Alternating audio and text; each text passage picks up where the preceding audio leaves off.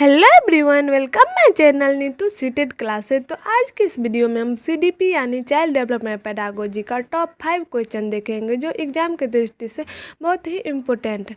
तो आप लोग वीडियो को लास्ट तक ज़रूर देखिएगा और एक एक क्वेश्चन को ध्यानपूर्वक समझने का कोशिश ज़रूर कीजिएगा। तो चलिए हम लोग वीडियो को शुरू करते हैं। तो सबसे पहला क्वेश्चन है, प्रतिभाशाली होने का संकेत निम्न में से क्या नहीं है। मतलब प्रतिभाशाली होने का इस ऑप्शन में कौन सा संकेत नहीं है। तो हम लोग को नेगेटिव ऑप्शन ढूंढना है। तो सबसे पहला ऑप्शन है विचारों का सृजनात्मक। हाँ, प्रतिभाशाली बच्चों में विचारों का सृजनात्मकता होती है, वो कोई भी चीज़ का निर्माण या सृजन कर सकता है, तो ये सही है। बी में है दूसरों के साथ लड़ना। प्रतिभाशाली बच्चे दूसरे के साथ नहीं लड़ते हैं, वो सभी से सहयोगी भाव रखते हैं, एक दूसरे का हेल्प करते हैं, वो दूसरे के साथ लड़ते नहीं हैं। और सी में है अभिव्यक्ति का अनूठापन, वो अभिव्यक्ति का भी अनूठापन सही ढंग से कर पाते हैं। और डी में है कौतूहल, तो वो कौतूहल। तो ये तीनों प्रतिभाशाली बच्चे का गुण है, विचारों में सृजनात्मकता, अभिव्यक्ति का अनूठापन और कौतूहल।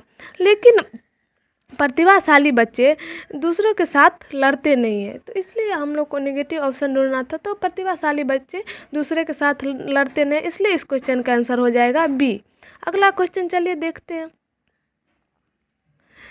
अगला क्वेश्चन है, खेल के मैदान में कौन सा विकास होता है। यानी मतलब बच्चे जो खेल खेलते मैदान में खेल खेलते हैं, इससे बच्चे में कौन कौन से विकास होता है।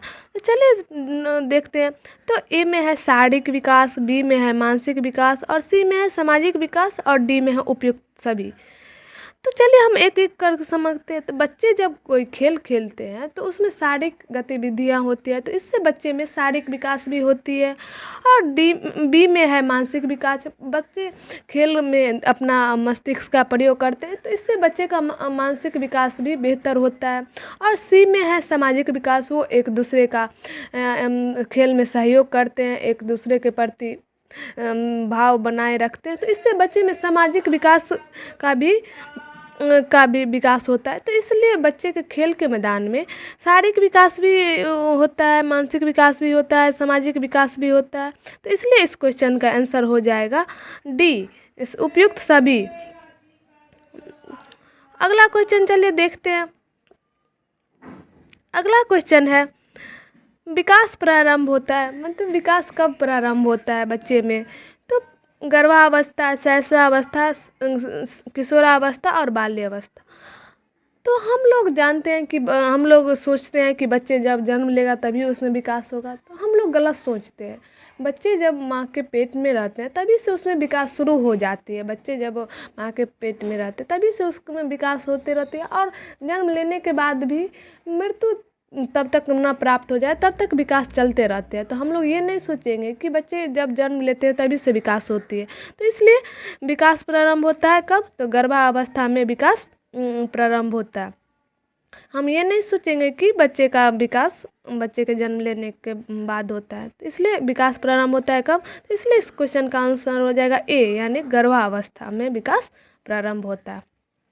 अगला क्वेश्चन देखते हैं। सबसे अधिक गहन, जटिल और समाजीकरण होता है, मतलब किस अवस्था में बच्चे में सबसे गहन और जटिल समाजीकरण होता है।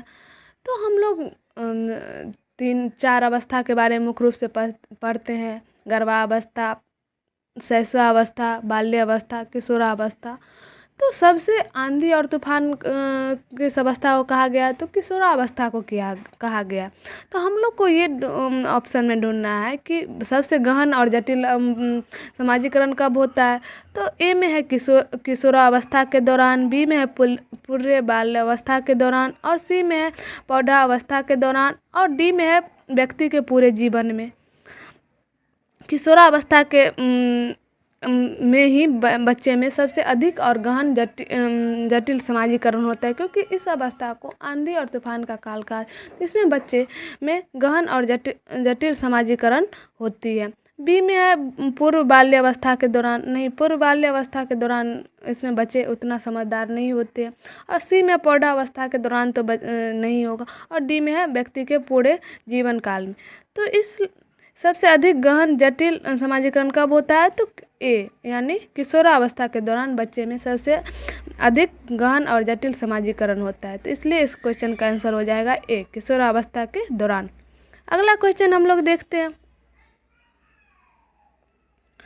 अगला क्वेश्चन है, आपकी कक्षा में एक छात्र देर से आता है तो आप क्या करेंगे। तो आप एक शिक्षक हैं, आपके कक्षा में कोई बच्चा लेट से सब दिन आता है तो आप क्या करेंगे। आप एक शिक्षक होने के नाते हम लोग ऑप्शन में ढूंढते हैं कि आप एक शिक्षक हैं, आपके कक्षा में कोई बच्चे लेट से आता है तो आप क्या कीजिएगा। चलिए ढूंढते हैं। तो सबसे पहला ऑप्शन है उसके अभिभावक को सूचित करेंगे, उसके पेरेंट्स से पूछेंगे कि बच्चा लेट से क्यों आते हैं। तो आगे देखते हैं, बी में उसे दंड देंगे, उसको पिटाई करेंगे, तुम लेट से क्यों आता है। सी में है कारण जानने की चेष्टा करेंगे, और डी पर है उस पर कोई ध्यान नहीं देंगे। तो आप एक शिक्षक है तो बच्चे को हम उसके अभिभावक को सूचित, वो तो लास्ट प्रक्रिया है कि हम उसके अभिभावक को सूचित करेंगे कि आपका बच्चा लेट से। उससे पहले हम क्या करेंगे, उसे दंड नहीं देंगे। अगर दंड देंगे तो हो सकता है वो अगले दिन से आए ही नहीं। और सी में है काटने की चेष्टा करेंगे, बच्चे से पूछेंगे तुम लेट क्यों आता है।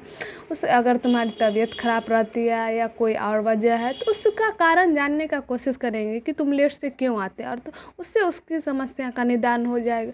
तो बच्चे अगले दिन से वो सही समय पर आ सकता है। तो बच्चे को हम दंड नहीं देंगे, उसके अभिभावक को सूचित नहीं, और उस पर ध्यान भी नहीं देंगे, ये भी नहीं, उस पर ध्यान देना चाहिए, लेकिन उसके कारण जानने की चेष्टा करेंगे, ये सबसे बेस्ट है। तो इसलिए इस क्वेश्चन का आंसर हो जाएगा कारण सी, कारण जानने की चेष्टा करेंगे। तो हम लोग आज CDP का 5 क्वेश्चन, इम्पोर्टेंट क्वेश्चन देखे जो सीटेट में पूछे जाते हैं। तो आप लोग वीडियो को लाइक और सब्सक्राइब जरूर कर दीजिएगा। धन्यवाद।